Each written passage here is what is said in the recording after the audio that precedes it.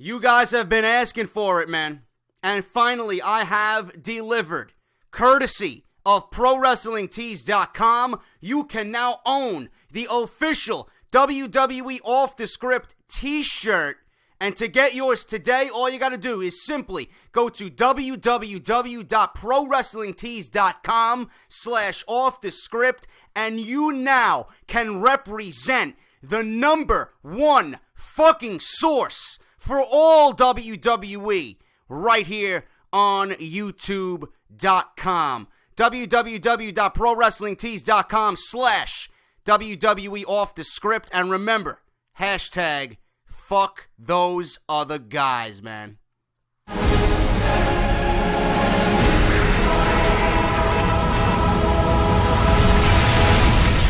What is going on, guys? JD from New York here, and this is number 85, part number 2 of the number one fucking source right here on YouTube.com for everything WWE, man. This is Off The Script. Thank you guys so much for spending your Saturday mornings with me. Me personally, I just woke up about an hour ago. Man, and I was hoping I would see something new when I turned on my computer this morning, and nothing. It has been one of the slowest weeks for news I think I could possibly remember, man. There's absolutely nothing going on. I got a few pieces of information for you guys, but we're going to run through this very fast, man. So I don't know what's going to happen for tomorrow's show. Hopefully something breaks as far as tomorrow's show goes. Hopefully I have one big news article for you to cover as the main story on Off The Script. But right now I got one today, and then that's it. We got the MSG show tonight. Maybe we could talk about that on tomorrow's episode. I'm not going to sit here and do a review after it's over on the WWE Network. It's just not that important of a show. I don't think many people care, to be quite honest with you. But as far as tomorrow goes, man, I don't know what I'm going to do. So we'll probably cover the MSG show, and then obviously I will do the mailbag. I'll take your questions, and I'll answer them live right here on Off The Script. So if you want to get in with that, excuse me, if you want to get in with that, and you want to participate in the mailbag, you guys can leave me a question down below in the comments, or you can just go to Twitter, follow me on Twitter at JD from NY206, and use the hashtag OTS85. Okay, so we'll do that, and we'll make fun of it for tomorrow's episode, being that there's no news. But tonight's the MSG show. Tweet along with me at JD from NY206. I'll be watching it. I'll be tweeting with you guys. I'll be interactive with you guys, as always, during a live WWE event. But it's just been slow everywhere, man. The product has been stale. We all know that. The product has been dead for the second half of 2015. Things won't truly pick up in WWE until we get closer to the Royal Rumble, man, because there's absolutely nothing going on. We got this big Hell in a Cell match with Brock Lesnar and The Undertaker coming up, and I think that's it. Survivor Series is not important anymore. It used to be, but it's not anymore. I don't think WWE is going to, revitalize the Survivor Series this year. They just don't care about it. And the next time we see some major happenings and some, boom in the WWE is when we get closer to the Royal Rumble. So that's all I got to say about that. But it's literally been slow everywhere. It has been slow. It's been slow on YouTube. It's been slow on social media. There's nothing going on. People are just fucking waiting around for the next big thing to happen, man. All over. In wrestling and video games, on my side of the video game things, people just waiting around for the big releases coming out at the end of the month and going on into November. So we're just waiting around, relaxing, enjoying what we can for now. And things will be picking up very, very soon everywhere, guys, especially right here on Off The Script. So thank you again for watching me. Let's get into the news, guys. If you missed Off The Script yesterday, link is down below. If you missed the podcast, Out of Nowhere with JD and Joe Cronin, that is going to be linked in the description as well down below. Episode number 2 coming this Wednesday live at 11:30 p.m. Eastern Time. We will be sending out notifications and whatnot on YouTube and on Twitter, so make sure you mark that on your calendar, man. Every Wednesday live, 11:30 p.m. Joe Cronin and JD, Out of Nowhere, okay? So let's get into the news, guys. Very, very, very light news day. But there's one big story going around. Everybody's asking me, JD, did you hear about John Cena? John Cena taking off. John Cena leaving the WWE. None of that is happening, okay? It's reported as of yesterday that John Cena was removed from all live events and shows following Hell in a Cell on October 25th. Marissa Payne of the Washington Post confirmed the reason after contacting the WWE. And WWE said, and I quote, John Cena will not be appearing as part of WWE's European tour this November due to personal reasons. Dave Meltzer of the Wrestling Observer radio show revealed that Cena had asked sometime back in the summer. He also notes that it is for personal reasons and not related to something like an injury. It is interesting to note that WWE did not mention that he is not involved in any other dates or shows. In what may be a glimpse at things to come, WWE uploaded a video to YouTube yesterday, which I watched because I remember exactly where I was when I seen it and who I was with. Okay, they uploaded a video to YouTube yesterday about John Cena's surprise entry in the Royal Rumble of 2008, where he came out in Madison Square Garden, number 30, to win the entire thing. Excuse me, I'm still under the weather. I don't know when I'm going to get over this fucking cold. Kane and WWE Hall of Famer Ric Flair have now taken Cena's place on the tour. Ric Flair will be the general manager for those events, which include Seth Rollins, Sheamus, Cesaro, Rusev, the Bella Twins, and The Big Show. Meanwhile, another portion of the tour will include Roman Reigns, Randy Orton, Kevin Owens, the Wyatt family, Dean Ambrose, and Ryback. I like that portion of the show better than the first half. Daniel Bryan was actually on the list of confirmed superstars for the European tour. Everybody was ranting and raving that Daniel Bryan might be coming back, and this may be a hint of his WWE return. But as of now, he has been removed due to an apparent error when the list was created. So John Cena being removed from all live events following Hell in a Cell on October 25th. What does this mean for the United States title? I don't know. What does this mean for John Cena in the WWE? It's nothing major, okay? Being that he asked for time off sometime back in the summer, he probably has something personal to do. It has nothing to do with an injury. It has nothing to do with his relationship with Nikki Bella. You know, who knows? He may just need to recharge the batteries, man. He simply may need to recharge the batteries. You know, he doesn't want to go overseas and fucking, you know, deal with the struggle of, you know, working over there and then flying back and this and that. You know, he just may want to stay home and rest. You know, John Cena, you know, being WWE's workhorse, and, you know, he's coming back from injury very fast. He had a broken nose. He came back from a fucking horrible broken nose in like 2-3 weeks. And he managed to be at SummerSlam and put on great matches with Seth Rollins. He put on great matches with Kevin Owens this year. You know, it's just all over the place with John Cena. Man, John Cena has been really, really, you know, bringing life back to the United States Championship, bringing life back to the mid-card, whether you guys agree with me or not. You know, he has been working his fucking ass off, and on that, and based on that, you gotta respect him. Okay, and then I'll probably get some goon in the comments section. Oh, JD, you can respect John Cena all you want. I fucking hate the guy. He's ruined the product, blah, blah, blah. You know, it happens all the time when I say that, but I'm strictly talking about his work ethic, okay? You can't deny the man and his fucking work ethic, man. He works his ass to the fucking bone each and every time, and that's what I respect. That's what I respect. He's worked hard to get where he is, okay? He's worked hard to get where he is. But I don't think this is nothing big. I don't think this is nothing groundbreaking. John Cena simply, to me, he just wants to take time off. Nothing to do with his relationship. Nothing to do with the United States Championship. Nothing to do with an injury. He's not vacating the belt. John Cena is not leaving the WWE. Maybe they got big plans in store for him for the Royal Rumble to make a surprise appearance, a surprise return in the Royal Rumble. Maybe he wins it, God forbid. You know, maybe he goes on one more string of WWE Championship matches where he captures his 16th world title reign. I don't know, man. Who knows what WWE's got planned? Only they know. Nothing big. He's taking time off for personal reasons. Nobody should be looking more into this than what is read here. Okay, nothing major. John Cena is simply taking time off from the WWE. Brock Lesnar is on a path of destruction as the Go to Hell tour is set to begin. WWE confirmed a Go to Hell blurb that Lesnar would be appearing at Monday Night Raw on October 5th. This October on the WWE Network. Brock Lesnar takes fans on the Go to Hell tour, including a brand new stop in Boston on Monday Night Raw this Monday, October 5th, And then this Saturday, 8 Eastern, watch the historic special live MSG event, Lesnar vs. Big Show, as the Beast Incarnate returns to Madison Square Garden for the first time in over a decade to battle the world's largest athlete, the Big Show.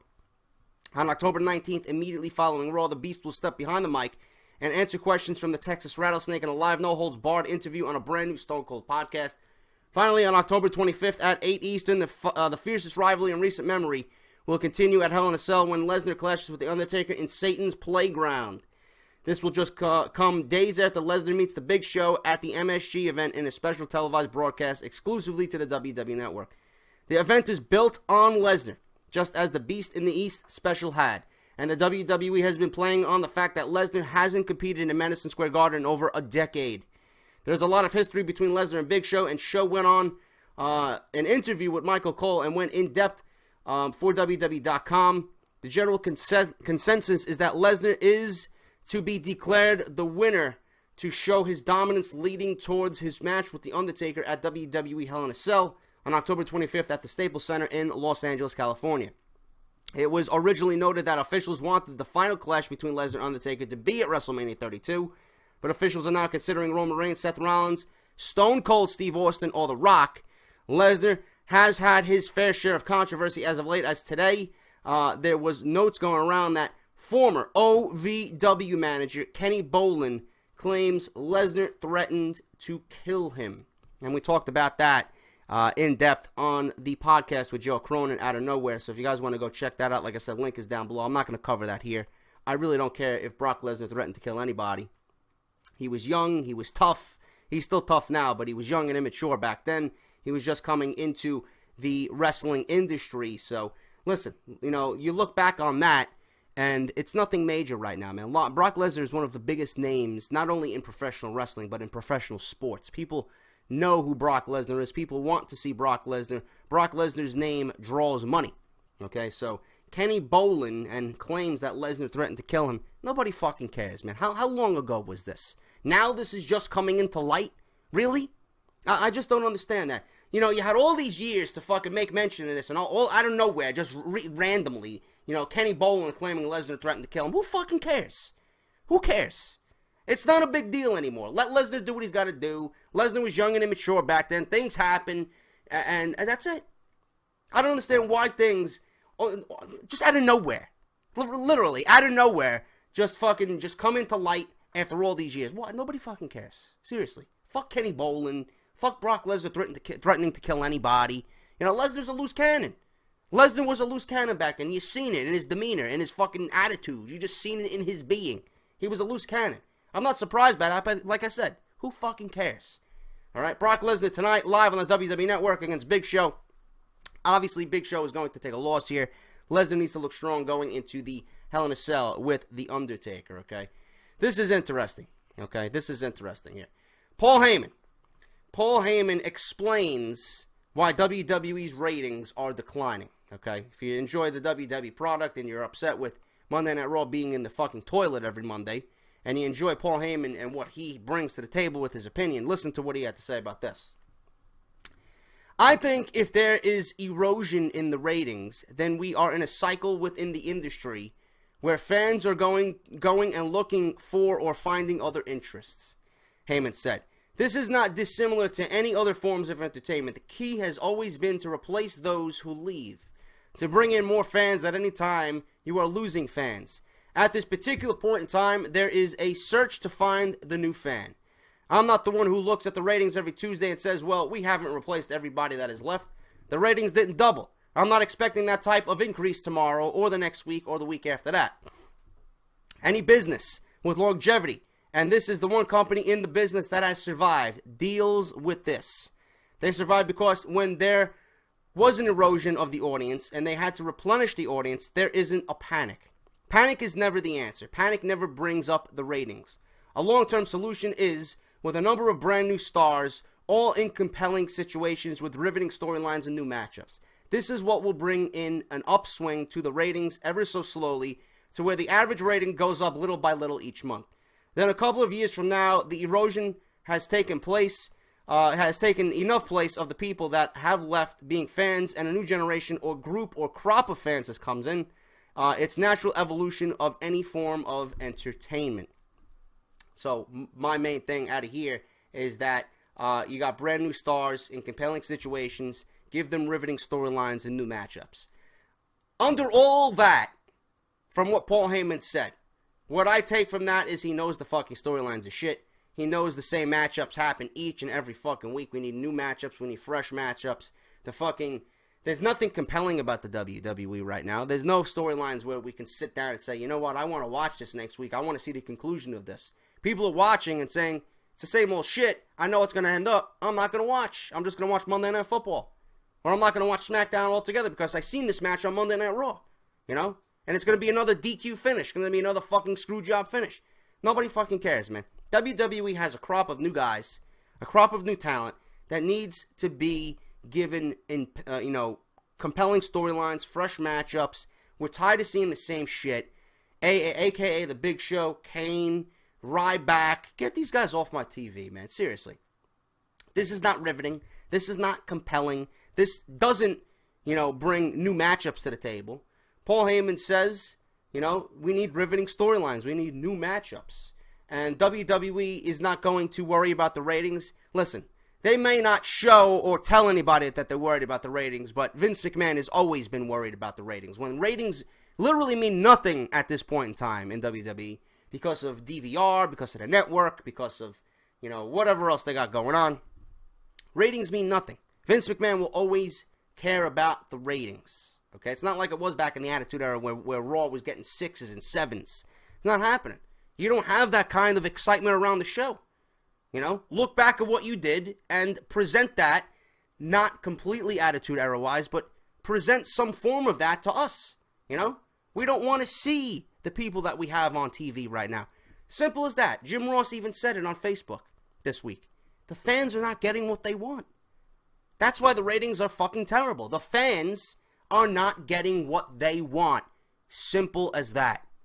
We're not getting what we want. WWE has to take that and build it around it. What do we want? Listen, I'm on here each and every fucking week giving you guys ideas, storylines. I'm giving you guys opinions about what I want. Most of you agree with me. Some of you don't. Listen. Listen to the fucking fans. Listen to the fucking dead crowds on Monday Night Raw. Nobody wants to see what we're seeing on Monday Night Raw right now. Nobody. Plus the fact that the show is 3 hours. Please, man, 2 hours of wrestling is enough for me on a Monday night. 3 hours? I can't tell you how many times I fell asleep during Monday Night Raw before the show went off the air, man. It's too fucking long. A lot of things need to change. Monday Night Raw needs to be completely revamped. And I just hope and pray that Vince McMahon does something just fucking out of nowhere to fucking get Monday Night Raw back to where it was, man. We need wrestling on Monday night. We need Monday Night Raw to thrive on Monday nights again. Because right now in its current state, I don't even think Monday Night Raw can survive anymore, man. Like I said, one, ratings. That's what I want to see happen. That's the only way they're gonna get fucking any kind of reaction out of anybody in the WWE. If we see one, ratings. If Monday Night Raw slips below a fucking 2, that's when you'll see the fucking panic that Paul Heyman says that WWE does not show. There'll be panic, and then things will change. That's what I want to have happen.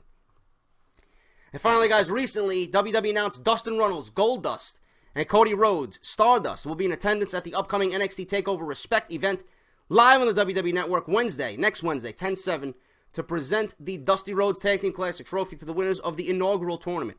Below is WWE's official announcement. It will be an emotional night at NXT TakeOver Respect, which I will be reviewing right here on my channel after the show goes off the air, by the way. As two teams battle it out to pay tribute to their mentor in the final of the inaugural Dusty Rhodes Tag Team Classic. The American Dreams family will be represented on October 7th as his sons, Cody and Dustin, will be on hand to present a trophy to the tournament winners. The tournament was announced by NXT General Manager William Regal during the historic TakeOver Brooklyn broadcast on the WWE Network as a way to pay tribute to the late Hall of Famer Dusty Rhodes, who passed away earlier this year. In addition to the impact Rhodes made inside the ring, he also left a tremendous mark on NXT, where he served as a mentor to the entire roster, helping them find their way in sports entertainment. In the month since, 16 teams have battled it out in tribute to the late Hall of Famer, leaving it all on the line in hopes of making it to TakeOver Respect. Now only 4 teams remain. They will square off in the semifinals earlier in the night, with the winners of each match returning to the ring for the final match. The semifinal matches are NXT champion Finn Balor and Samoa Joe versus Scott Dawson and Dash Wilder. Samoa Joe and Finn Balor will win this match. They will be in the finals. Jason Jordan and Chad Gable versus Baron Corbin and Rhino.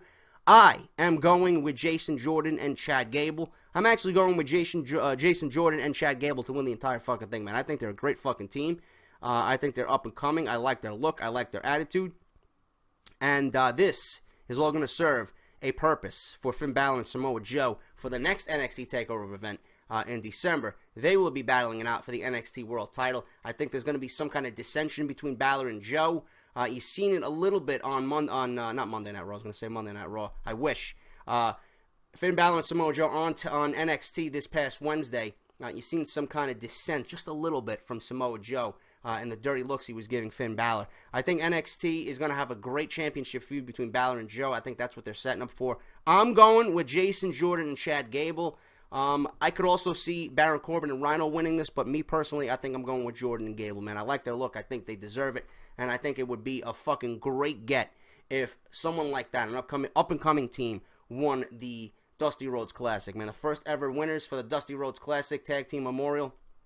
I think that would be great for Jordan and Gable. Balor and Samoa Joe don't need it. This is just a catapult, a platform for them to go on to December and battle for the NXT World title, man. So that's what I think is going to happen with that. But that is off the script, guys. Like I said, nothing major besides the John Cena thing, and that wasn't even major when I got done with it at all. I hope I have some news for you tomorrow for part 3. If not, we'll have fun with the Q&A. If you guys want to leave me some questions, down in the comments below is the best. Twitter as well, using the hashtag OTS85, man. So if you guys want to get some great questions in, be intelligent with your questions, please. They don't have to span current product. You can ask me what I think about, early WWF, this and that, man. You don't got to restrict yourself. You can ask me anything, man, as long as it's wrestling related, okay? If you guys want to check out my sponsors as well, WrestleCrate. I'm expecting my WrestleCrate any day now, man, with the fucking Postal Service here in New York City. Fucking, I don't know what's going to happen with that, but I should be expecting my WrestleCrate delivered this week. Hopefully, I'll be doing an unboxing. So if you guys want to go check them out, at WrestleCrates on Twitter, and www.wrestlecrate.com is their official website. If you guys want to go sign up, man, the best subscription service you can have delivered to your front door, man, use the code JDSentMe for an instant 10% off. If you guys want to donate to the show, if you love the show, you can always donate down to my PayPal, man. Twitch alerts, that is down in the description as well. ProWrestlingTees.com/WWE Off The Script. If you want to support the show that way, go out and buy yourself the official Off The Script t-shirt. And as always, man, Joe Cronin, his channel, and everything about Outta Nowhere linked down below in the description, man. Go check out Joe as he's doing his thing over on his channel. If you guys want additional wrestling news, and then the podcast Outta Nowhere, man. Episode 1 on Wednesday, episode 2 every Wednesday at 11:30 p.m. This is JD. Thank you guys so much for watching me. Remember the Q&A. Comment down below if you want to leave your question, or use the hashtag OTS85. This is JD, and I'll see you guys on Sunday for more Off the Script Part 3, guys. I'll talk to you later.